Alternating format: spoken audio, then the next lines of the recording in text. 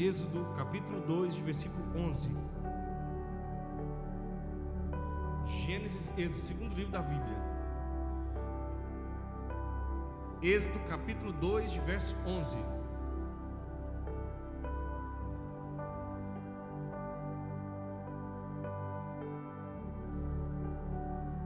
Amém? Irei fazer a leitura por aqui, pelo Data Show, mas é bom que vocês acompanhem pela sua Bíblia. Êxodo capítulo 2, de verso 11. E aconteceu naqueles dias, que sendo Moisés já homem, saiu a seus irmãos e atentou para as suas cargas, e viu que um egípcio feria a um hebreu, homem de seus irmãos, e olhou a um e a outro lado, e vendo que não havia ninguém ali, matou o egípcio e o escondeu na areia. Curve sua cabeça. Meu Deus e meu Pai, fala conosco essa noite. Fala aquilo que a gente realmente precisa ouvir, não aquilo que somente queremos ouvir, porque, meu Deus e meu Pai, tua palavra é cortante, é precisa, e em nome do Senhor Jesus, meu Deus, ela não volta vazia. Então, meu Deus e meu Pai, eu determino e profetizo que a palavra vai penetrar a alma e vai deixar, meu Deus, uma semente que será um dia um fruto, em nome de Jesus, amém. Hoje é dia do quê? Obrigado, Júlio. Hoje é dia de quê? Das mães. No livro de Êxodo, a Bíblia relata a criação. No livro de Gênesis, a Bíblia relata a criação do homem. E justamente quando Deus faz o homem, e logo em seguida ele faz a mulher, e logo em seguida vem os filhos. Ou seja, não tem como ter a existência de uma família, a existência da humanidade, se não for através de um homem e de uma mulher. Não tem como. Mas existem, a partir daí, existem várias histórias bíblicas que relatam a história em que mulheres foram mães, e que algumas deixaram bons exemplos e outras não tão bons assim. Mas os bons exemplos temos que tomar como exemplo, e os maus exemplos temos que tomá-los também como aprendizado, para que não venhamos o quê? Pisar novamente nesse mesmo erro, e venha praticar novamente esse mesmo erro praticado. Amém? Muda um pouquinho a minha cor, mais claro, mais escuro, escurece um pouquinho, está me ofuscando um pouco. Essa do meio aqui tem como? Aí, beleza. Estamos falando de quem aqui? Moisés. Qual o nome da mãe de Moisés? E aí, Gabriel? E aí, Rose?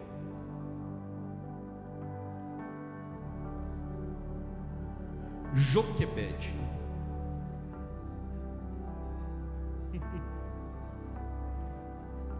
Escuta tanto falar de Moisés, né? Mas nunca da mãe. Sabe por que Moisés foi um homem o que foi? Por causa de quem?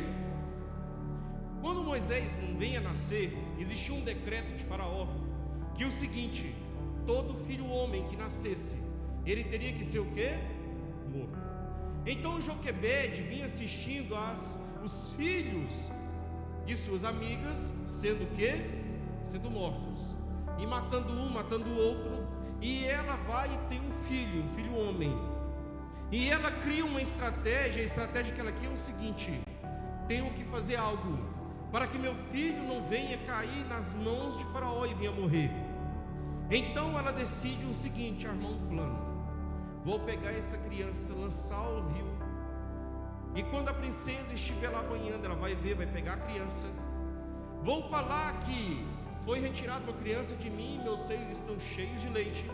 Vão me chamar para dar de mamar a criança. E aí o seguinte, ainda vão me pagar para cuidar de uma criança que é o meu filho. Essa foi a estratégia dela, e essa estratégia dela deu certo. Aquela mulher, Joquebede, ela traça um plano, uma estratégia, para manter o seu filho vivo naquela época, aonde um decreto de um filho homem era o quê? A morte. E ela traça e ela coloca em execução um plano, e ela consegue colocá-lo de forma que ela traça, ela projeta, ela consegue justamente colocá-lo em prática. E ela pensa o seguinte: agora estou cuidando de meu filho. Mas eles não sabiam que era um filho dela. E ele cuidando, ela cuidando do filho. E ela começa, a Bíblia diz que o seguinte: ela não somente amamentava, mas ela também o educava e cuidava dele. A Bíblia diz, ensina a criança no caminho que ela deve o quê? E ela nunca o quê? Se desviará dele. A Bíblia relata que Moisés era preparado para ser, ou seria, o futuro rei ou um futuro príncipe. Moisés, ele falava mais de 40 idiomas. Moisés conhecia todos os deuses da época. Moisés sabia ler e escrever. Moisés era um homem culto, preparado para aquela época. O rei já estava o seguinte: olha, se acontecer alguma coisa, esse menino vai sentar no meu lugar. Se precisar de um rei, já prepara ele, e ele vai ser. Só que existia algo, depois dele homem adulto, existia algo que corria dentro do sangue, na alma dele. Os ensinamentos de quem? De sua mãe. E acabamos de ler que ele presencia o quê? Um soldado romano matando o quê? Um hebreu, um povo dele. Quando ele assiste aquilo, ele fica o quê? Indignado, porque ele sabia, devido aos ensinamentos de quem? De sua mãe, que aquele povo era o povo dele, e aquele povo não poderia o quê? Morrer nas mãos daquele rei. Então ele vai lá e, por justiça, ele vai lá e mata o soldado que matou o seu irmão sanguíneo. Ou seja, por que Moisés, o que leva Moisés a ir lá e tomar? A Bíblia não fala, né? É o seguinte: os relatos que ele foi jogado no cesto. A Bíblia fala o seguinte, mas não fala que chegaram e contaram para ele isso. Então como é que ele olha um soldado matando um hebreu e ele sente aquilo, dói nele?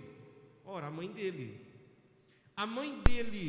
instruiu ele, falou: meu filho, é o seguinte, você servirá um Deus.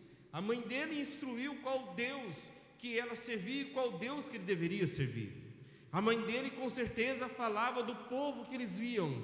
A mãe dele falava da escravidão aonde o Egito tinha colocado o hebreu. A mãe dele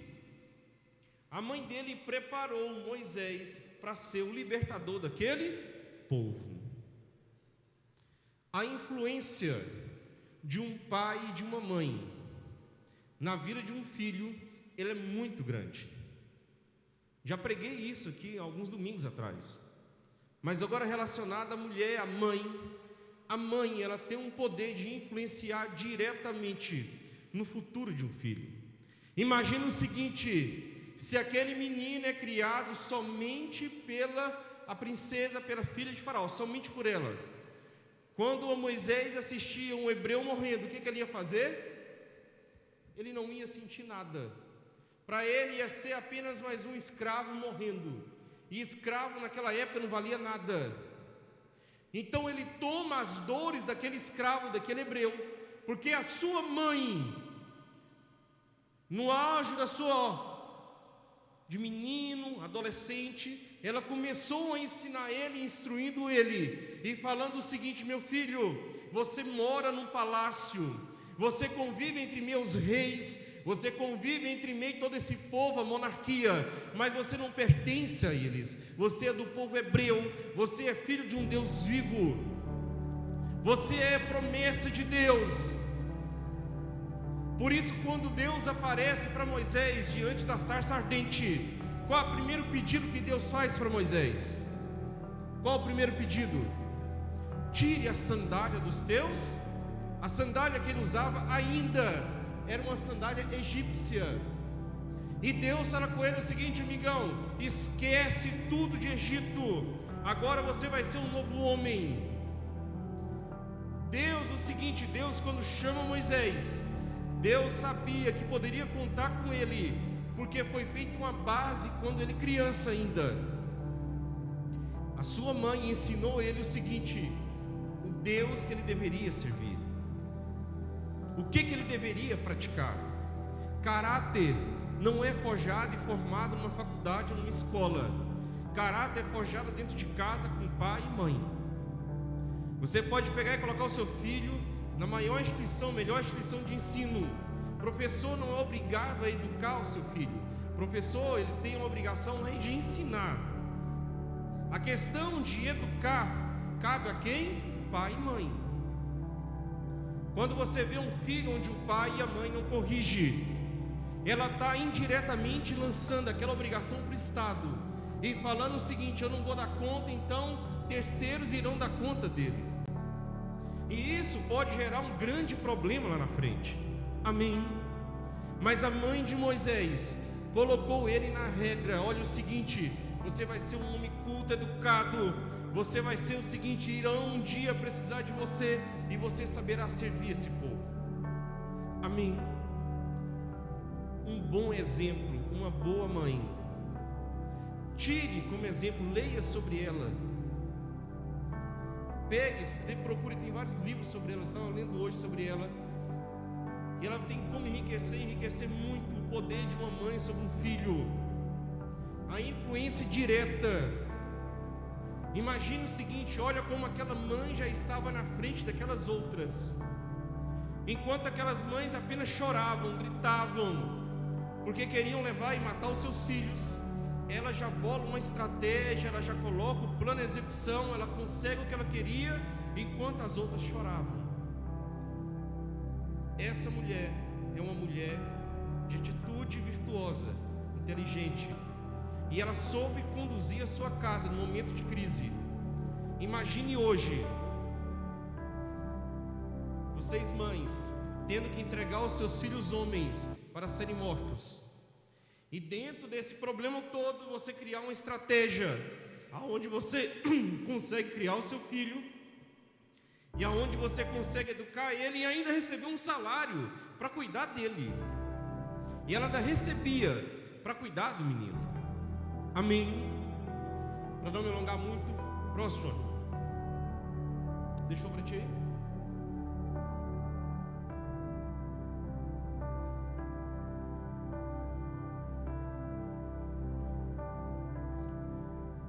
Gênesis 27, de capítulo 5. E Rebeca escutou quando Isaque falava ao seu filho Esaú. E foi Esaú ao campo para apanhar, caçar o que havia de trazer. Então falou Rebeca a Jacó, seu filho, dizendo: eis que eu tenho ouvido teu pai, que falava com Esaú teu irmão, dizendo: traz-me caça e faz-me um guisado saboroso, para que eu coma e te abençoe diante da face do Senhor, antes de minha morte. Agora, pois, filho meu, ouve a minha voz naquilo que eu te mando. Vai agora ao rebanho, traz-me de lá 2 bons cabritos, e eu farei deles um guisado saboroso para teu pai, como ele gosta. E levá-lo-ás a teu pai, para que coma, para que te abençoe antes de a sua morte. Então disse Jacó a Rebeca, sua mãe: eis que Esaú, meu irmão, é homem cabeludo, e eu homem liso. Porventura me apalpará o meu pai, e serei aos seus olhos como enganador. Assim trarei eu sobre mim, trarei o quê? E não bênção. E disse, cara, olha o que essa mãe diz, preste atenção no 13. E disse-lhe sua mãe: meu filho, sobre mim seja tua, somente obedeça a minha voz, e vai e traz-nos. Depois desse dia aqui, qual foi o dia que essa mãe viu esse filho? Qual foi o dia? Mais nunca. A última vez que ela viu o filho dela foi esse dia aqui. Esaú, quando chega em casa, que ficou sabendo que seu irmão havia enganado ele e recebida a oração da primogenitura, o seu irmão passa a caçá-lo. E ele, sabendo que o seu irmão era caçador, era um homem de sanguinário, era um homem que tinha totalmente diferente. Jacó era um homem de casa, ajudava sua mãe nos dia a dia de casa, cozinhar, lavar, e Esaú era caçador. Então o seguinte, ele sabia que seu irmão viria com sangue nos olhos para matar ele, e ele foge. Ele cai no campo, vai para o deserto, passa a se tornar um fugitivo. Logo em seguida ele encontra com quem? Com seu tio Labão. Encontrando seu tio Labão, ele apaixona-se por suas filhas, trabalha 7 anos para casar com uma, 7 mais outros 7 anos para casar com outra. Logo em seguida ele começa a arrumar problema com seus cunhados, logo em seguida ele arruma problema com seu tio, logo em seguida ele foge de novo, logo em seguida ele encontra com seu irmão, logo em seguida eles brigam, confrontam, se resolvem, logo em seguida ele vai e encontra com o anjo. Depois que ele encontra com o anjo, o nome de Israel, e ele começa a ter seus filhos, aí vem a pior de todas as dores. E ele tinha um filho chamado, qual o nome do seu filho querido? José. Seu filho é tomado dele, lançado num buraco, e por mais de 30 anos ele não ouve falar do seu filho. Essa foi a história de Jacó. Sabe por quê? Por causa da sua mãe. Ele mesmo fala: mãe, se eu fizer tudo isso, isso vai ser muito mais maldição do que bênção para mim. E olha o que a mãe diz: então que em mim recaia toda maldição. Mas existe uma lei que chama lei da semeadura, e essa lei da semeadura, ela é universal e ela é para todos. Não tem como eu semear algo e eu não colher algo. E ali quem semeou foi a mãe e também o filho, e os dois colheram. Não existe uma história de mais luta, mais briga, mais inconstância do que a história de Jacó. Jacó o tempo todo, essa luta, essa guerra, porque a mãe dele ensinou o seguinte: meu filho, o mais esperto é que vence, o mais veaco. Você tem que ser, ensinar, você tem que passar para trás, você tem que fazer de tudo para conseguir o melhor. E olha o que deu para ele. Com Deus não é assim. Deus ficou o tempo todo apertando ele para colocar ele no eixo. Amigão, comigo é o seguinte: comigo não tem história de trapaceiro, comigo é Israel e não Jacó. Enquanto Deus não consegue mudar o nome dele, ele é o tempo todo sendo o quê?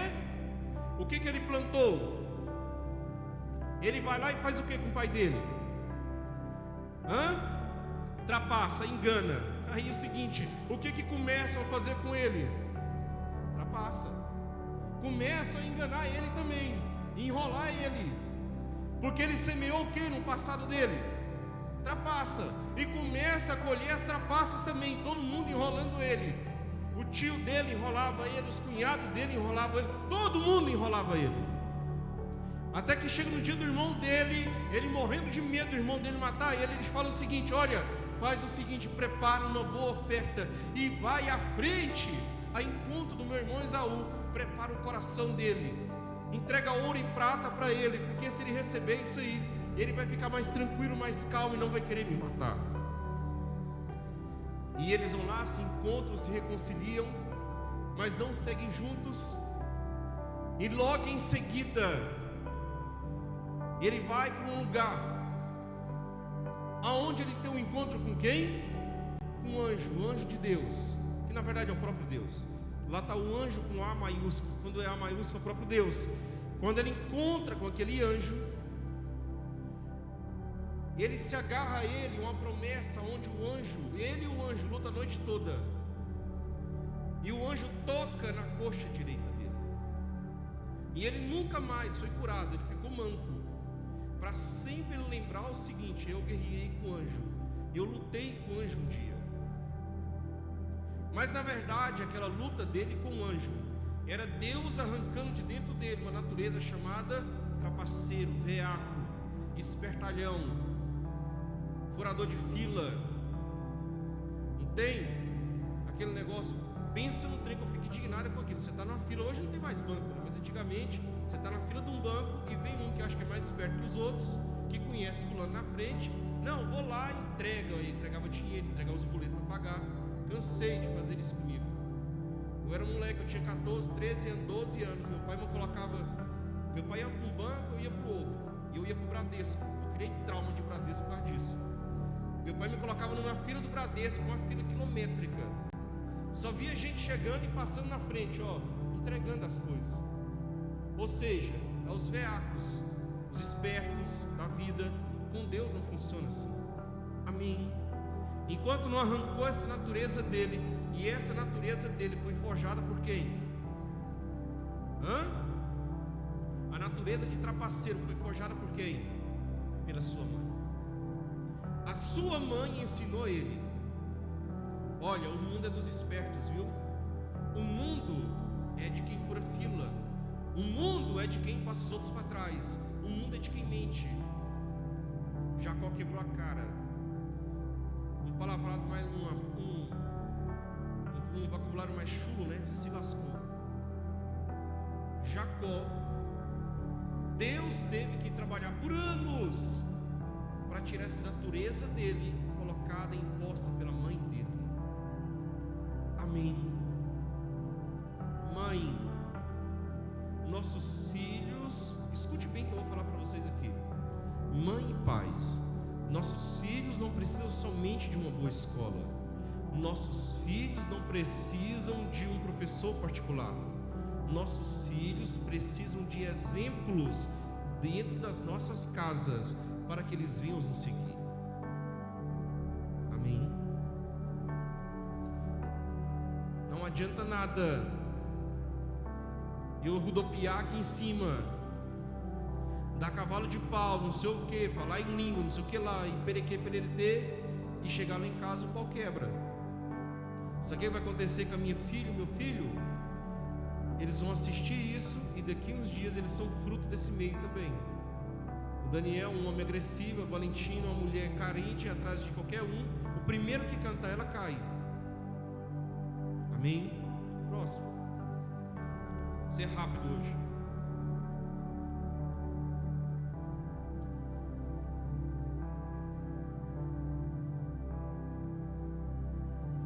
Juízes,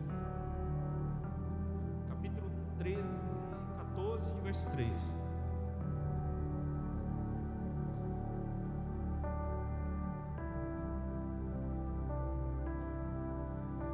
Porém seu pai e sua mãe lhe disseram: não há porventura mulher entre os filhos de teus irmãos, nem entre todo o meu povo, para que tu vos toma mulher dos filisteus, daqueles circuncisos?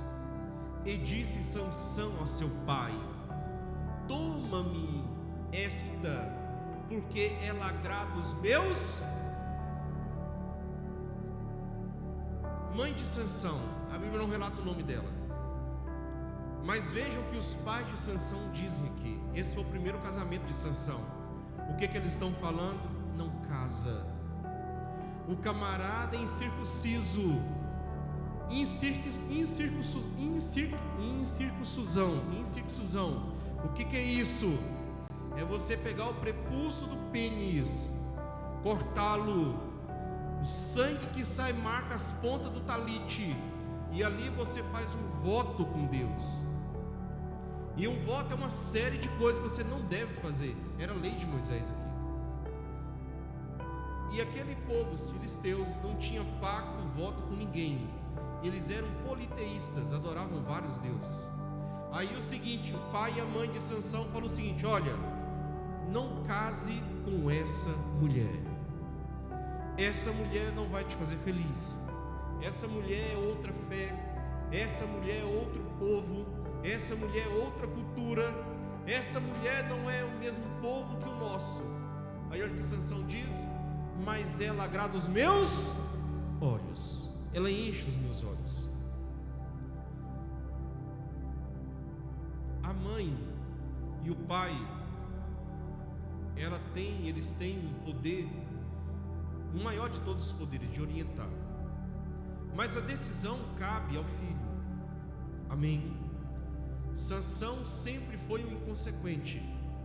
Sansão, as decisões dele eram o tempo todo tomadas desse jeito aqui, ó. Quando ele fala que ela agrada aos olhos dele, ele está falando o seguinte: ela me atende sexualmente, ela tem a bunda, os peitos, o jeito que eu gosto. É isso que ele está falando. Ele está falando é de questão física. Ele não está falando em questão moral. Se ele falasse assim, ela enche a minha alma, ela enche o meu coração, é diferente. Como ela enche os meus olhos, ele está falando de questões carnais. Somente isso. E ele vai lá e cai para dentro. Esse casamento aqui, ó, teve uma guerra por causa desse casamento. Ela morre queimada. Os irmãos dela morrem também. E esse casamento não durou, acho que nem um mês. Acabou-se tudo. E não durou nada. Inconsequente, não media as palavras, não media as atitudes. Esse era Sansão.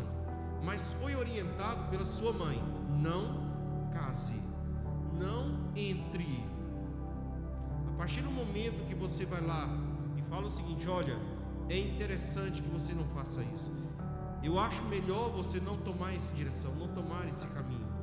Naquele momento que você orienta ele, você é o seguinte: entrega ele para a sua consciência. E ele nunca virá atrás de você e falar o seguinte: poxa pai, poxa mãe, eu esperava um conselho, eu esperava uma palavra.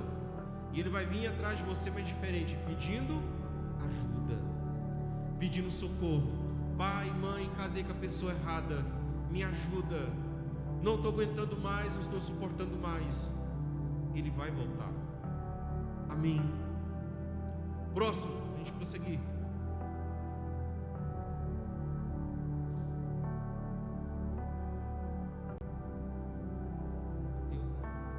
Mateus 14:6. Festejando-se, porém, um dia natalício de Herodes, dançou a filha de Herodias diante dele e agradou a Herodes. Por isso prometeu com juramento dar-lhe tudo que pedisse. E ela, instruída previamente por quem? Por sua mãe, disse: dar-me aqui num prato ou numa bandeja, algumas versões bíblicas, a cabeça de quem? Instruída por quem? Por sua mãe. Nunca faça dos teus filhos instrumento para resolver problemas pessoais de vocês. Nunca faça isso. Sabe o que mais se vê, principalmente aqui nessa região, né? Mulheres que têm filhos de homens que têm dinheiro apenas para ter o quê? Pensão. Aí no meio termo está aquela criança solta. Aí aquela criança começa a virar um problema, não somente para um casal, mas é um problema para a sociedade também. E aí não se sabe o porquê, não entende. Aquela criança, ela veio somente para resolver um problema financeiro de uma mulher. Outros utilizam o seguinte: eu não posso perder esse homem, eu não aceito ele com outra. E o que ela faz? Engravida. Agora eu quero ver, com o filho ele não me larga, com o filho eu seguro ele. E torna-se mais o que? Lá na frente vai se tornar o que? Mais um problema. Não faça do seu filho uma causa para resolver os seus problemas pessoais. A Bíblia diz que filhos são como flecha guardadas em um alforje. Filhos, eles são armas, mas nas mãos certas e no momento certo. Filhos não nasceram, não são colocados ao mundo para resolver uma questão pessoal tua ou minha, para resolver uma questão social sua, para resolver uma questão financeira tua. Há poucos dias atrás eu estava com um problema aqui na igreja, justamente em relação a isso aí. E chegou uns dias de ter problema do jeito que nós estávamos até com medo. Vê, Juliana, tem um carro ali, está uma garagem ali, acho. Vê lá, Felipe. E nós estávamos passando por um problema seguinte: o rapaz vinha à igreja, a mulher vinha à igreja, eles tinham um filho em comum, e ele começou até a ameaçar e matar ela, matar o cara que estava com ela, um bolo danado aí. E eu tive que entrar no meio disso aí para tentar solucionar tudo isso aí. Ou seja, aquela criança, o dia que a criança viu ele aqui, a criança não entende nada ainda, o menino tem 4, 5 anos de idade. A criança saiu correndo, foi com os braços dele chorando tudo. No outro dia ele teve lá em casa, veio conversar comigo. E ele falou comigo assim: não, pastor, é o seguinte, eu não aceito, eu sou do cara vir, eu estou prestes a fazer uma besteira, eu estou prestes a matar gente, não sei o que, não sei o que lá. E ele, o seguinte, o tempo todo, ele ficou 2 horas conversando comigo, 2 horas falando mal dela. Quando ele acabou de falar, eu falei assim: amigo, deixa eu te falar um negócio, essa mulher é tão ruim desse jeito, por que tu inventa de fazer um filho com ela então? Se ela não presta, se ela não vale nada, por que tem um filho com ela então? Aí ele gaguejou, não sei o que lá. Eu falei: deixa eu te falar um negócio, ela nunca te quis, e para você segurar ela, você engravidou ela, você prometeu algo, engravidou ela, e ela caiu no conto do vigário, e ela não te quer mais, amigo. Entenda isso. Ou seja, o clima ficou tão ruim que ele vinha aqui para a igreja, ficava ameaçando ela, teve que sair da igreja, porque ela não tinha mais como ficar aqui. E ele também, consequentemente, ele saiu porque ele foi atrás dela. Agora vocês imaginam o seguinte: e essa criança no meio desse fogo cruzado? Aí, não sei o que, ela estava proibiu dele ver ela, e ele pegava o menino, uma confusão danada, não sei o que, entrar na justiça, e ela ia brigar por pensão atrasada. Ou seja, cara, uma confusão assim. Um dia eu conversei com ela: olha, eu não quero me meter nessas relações jurídicas de vocês, eu quero apenas orientar vocês. Essas relações eu não quero me meter nisso aí. E eu conversei com ele: cara, deixa eu te falar um negócio bem aqui, tu pode ir preso se tu mata essa mulher. O que acontece? Ele sai, não sei o que aconteceu mais, ele não me responde mais. E ela falou também que não viria e não iria frequentar a igreja nenhuma nesse momento, por esses tempos agora, porque aonde ela fosse, ele iria atrás. Sabe o que foi isso? Arrumaram uma criança, colocaram no meio disso aí, tentando resolver esse problemão aí. Por algum tempo, ele mesmo falou para mim: pastor, estava tudo muito bem, estava muito bem nós dois. Tudo começou a mudar no carnaval. No carnaval o negócio começou a mudar. E eu falei com ele: cara, é isso, é um tempo. Vocês colocaram uma criança e o time dessa criança, até onde ela sustentava esse relacionamento, venceu, vingou, acabou. Agora o seguinte, agora precisa que vocês se resolvam como 2 adultos e tire a criança do meio. Essa mulher aqui, ela pede a cabeça nada mais nada menos que João Batista. João Batista veio antes de Jesus. É ele quem batiza Jesus, e ele era primo de Jesus. Essa mulher não gostava dele por causa do discurso dele, era muito duro. A Bíblia diz que o rei saía dos seus aposentos e ia assistir aos cultos, a pregação dele. E essa mulher, com essa tomada dessa raiva, desse ódio contra João, e olha o que o rei fala: deixa eu te falar um negócio, você pode pedir tudo que eu te darei. Esse rei era milionário. Ele vê a sua enteada dançando, ele se apaixona pela menina e fala o seguinte: olha, o que você pedir eu vou te dar. Com certeza ela chegou para a mamãe: chegou o momento agora da gente sair dessa pindaíba. Eu vou pedir muita grana, muito dinheiro e vamos viver bem agora. Não. Eu quero a cabeça de João Batista. Eu quero na bandeja. Vai ser servida para mim na bandeja a cabeça dele. E assim foi. Ele cumpriu o que ele tinha prometido. Não torne os seus filhos, não coloque ele, não faça deles uma arma para resolver questões pessoais de vocês. Filhos não é para isso. Amém. As mães que estão aqui, a casa, o lar, a casa é a atribuição da mulher. A Bíblia diz o seguinte, que a mulher sábia, ela o quê? Edifica, e a tola destrói. A Bíblia diz que é melhor morar no telhado de uma casa do que morar junto com a mulher rixosa. Sabe o que Deus está dizendo aqui?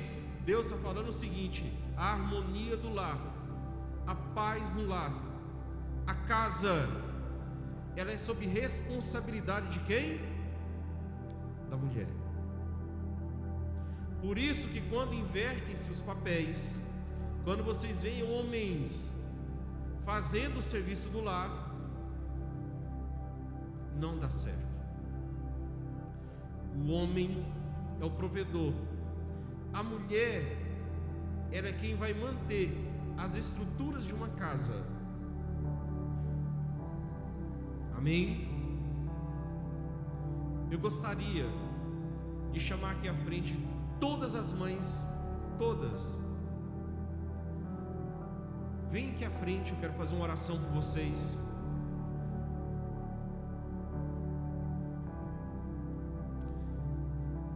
Vocês têm o maior desafio.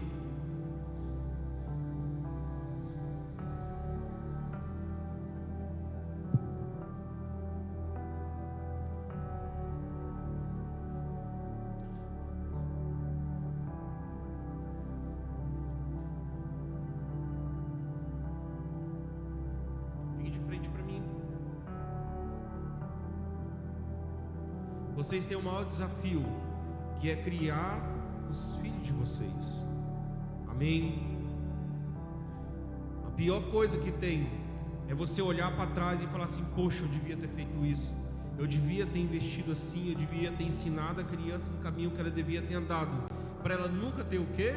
Desviado dele. Mas nada que Deus não possa o quê? Restituir o tempo perdido. Amém? Fecha os olhos, coloca a mão sobre o teu coração. Meu Deus e meu Pai, estou aqui, meu Deus, diante de mães, meu Pai. Fique toda a igreja de pé. Estou aqui diante de mães, meu Deus. Mães, meu Pai, de filhos, meu Deus. De futuros, meu Deus, homens e mulheres, meu Pai, que irão, meu Deus, fazer parte dessa sociedade. Meu Deus e meu Pai, eu profetizo que aqui, meu Deus, sairão mulheres virtuosas, mulheres que saberão, meu Deus, conduzir os seus filhos, conduzir a sua casa, mulheres que saberão, meu Deus, o que fazer no momento certo, na hora certa, porque, meu Deus e meu Pai, essa habilidade do lar foi dada a elas, essa habilidade de conduzir a casa é delas, meu Pai. Então, meu Deus e meu Pai, derrama sabedoria nelas, porque, meu Deus, elas podem, do mesmo jeito que pode construir e edificar, mas elas podem também destruir, meu Deus. Então derrama sabedoria, edifica a mente delas, meu Deus. Coloca, meu Pai, coloca dentro dela, meu Deus, na alma delas, meu Pai, esse espírito, meu Deus, esse espírito, meu Pai, que o Senhor concedeu a elas, de não deixar a casa cair em ruínas, e sim de edificá-las, meu Deus e meu Pai, não deixe, meu Pai, não deixe que elas recuem, não deixe, meu Deus, que elas retornem, meu Pai, meu Deus e meu Pai, façam que elas sejam valentes. A Tua palavra diz que o Senhor é como galinha que cuida dos seus pintinhos, meu Deus, façam que elas sejam, meu Deus, assim com seus filhos, que ninguém toca, ninguém faz nada, que o diabo, meu Deus, o diabo não toca nos seus filhos. Determina para Deus aí: eu não aceito, o diabo não toca nos meus, o diabo não toca na minha casa, em nome do Senhor Jesus, em nome de Jesus, em nome de Jesus, amém, amém, amém. Podem retornar, sentem. Eu vou só pedir oferta.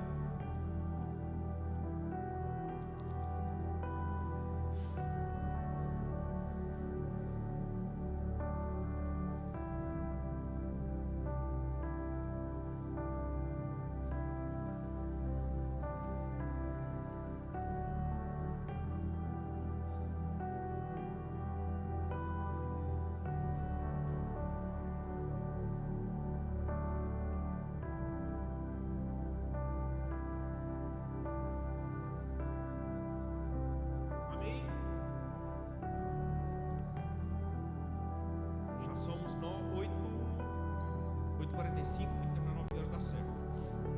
Para não ficar muito tarde, senão depois tem um jantar para muito tarde. Eu gostaria de pedir os seus dízimos e pedir a sua oferta. Mas antes, eu até esse dia para trás, eu até testemunhei isso na rede de homens, lá em casa. Deixa eu falar para vocês o poder de uma oferta. Entendam só, preste atenção em mim aqui, ó. Desconecte tudo aí, preste atenção em mim aqui. Vocês vão entender o poder de uma oferta. Quem aqui já ouviu falar no cantor Nelson Ned? Um anãozinho. Nelson Ned, era da década de 90 e alguma coisa. Nelson Ned, preste atenção em mim aqui. Juan, preste atenção aqui. Fecha a porta, Rayane. Nelson Ned.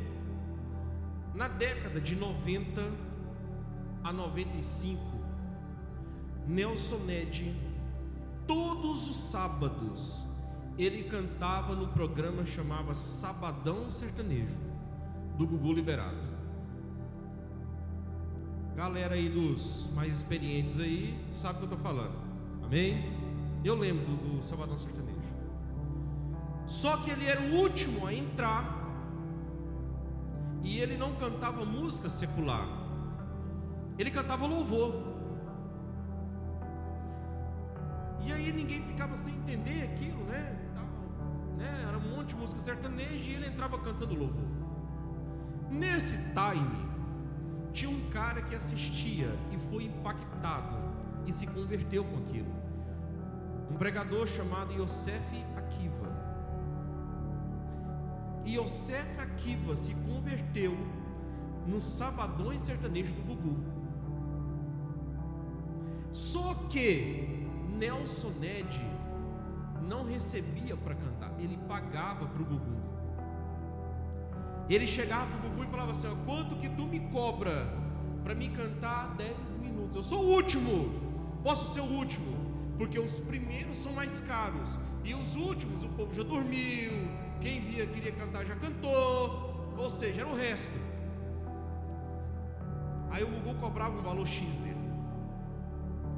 E ele, o seguinte, ele gastou tudo que ele tinha cantando no programa do Gugu Liberato, Sabadão Sertanejo. Só que ele ganha Yosef Akiva. Beleza. Sim, pastor, e aí? O que isso quer dizer com isso? Eu quero dizer o seguinte: no ano de 2013, eu estava desviadão, desviado, que eu não queria nem saber de pastor e igreja, profeta. Então, eu corria léguas. Aí é o seguinte, eu estou lá em casa, lá em Porongatu, na casa dos meus pais, e já estava dentro de mim algo queimando já para mim retornar, mas eu não tinha forças para ingressar de volta. E eu estava no quarto, eu estava assistindo um vídeo de algum pregador, alguma coisa.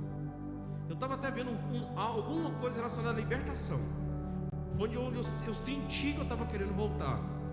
Se eu via alguém arrancando um demônio, para mim pronto, era aquilo ali, era um negócio que eu tinha que assistir. E aí é o seguinte, meu primo entra e fala para mim assim: Maurílio, cara, tem um cara bacana, você vai gostar dele. Não grita, não tem essas palhaçadas aí de altar, entendeu? O cara é bacana. Aí eu pensei, cara, me mostra ele. Aí ele foi lá, acessou, pá, mostrou para mim. Cara, quando eu assisti, eu lembro que eu assisti uma pregação dele 1 hora e 45 minutos, fixado, ninguém tirava minha atenção ali. Eu fiquei 1 hora e 45 minutos preso a uma tela de um computador, assistindo Yosef Akiva. Quando ele terminou aquela palavra, eu fiz uma oração a Deus, e eu falei com Deus o seguinte: Deus, para mim voltar, eu quero ser como esse cara aí. Se eu não, eu quero pregar como ele, eu quero ter essa desenvoltura do altar como a dele. Beleza.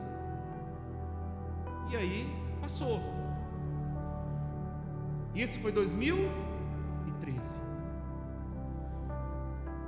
2015,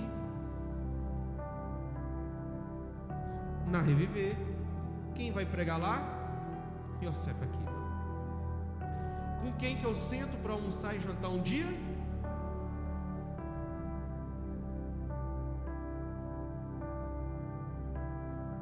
A oferta do Nelson Ned ganhou minha alma. Vocês entenderam? Cara, o Nelson Ned ganhou minha alma. Aí o Yosef conta para mim assim: Maurílio, cara, eu fui pregar numa igreja. Quando eu estou pregando, acaba o culto, o que acontece? Vem uma mulher até o altar e me chama e fala o seguinte: eu preciso que você ore pelo meu marido. E ele olha pelos bancos e não enxerga ninguém. Não enxerga ninguém. Aí ele pega e fala assim: mas eu não estou enxergando ninguém. Aí ela: vamos lá, porque ele é anão, você não vai enxergar mesmo ele. Aí o seguinte, ele vai lá até o banco. Quando ele chega no banco, quem ele vê? Nelson Ned. Nelson Ned tinha se entregue aos vícios, a bebida. Nelson Ned estava desviado. Quando Yosef vê Nelson Ned, ele fala o seguinte: mas o seguinte, é ele que tem que orar por mim, porque o sabadão sertanejo que ele cantava, é por isso que eu estou no altar. Aí na mesma hora ele sobe no banco e começa a gritar e falava: eu te falei, para a mulher dele, você metiu o dedo na minha cara, falando que eu estava doido, maluco, que eu estava jogando meu dinheiro fora. Aí Yosef pega e fala assim: ele não jogou fora, eu sou fruto do Nelson Ned. Vocês entenderam o poder de uma oferta? Você sabe por que vocês estão sentados aqui hoje? Porque Nelson Ned ofertou lá no sabadão sertanejo.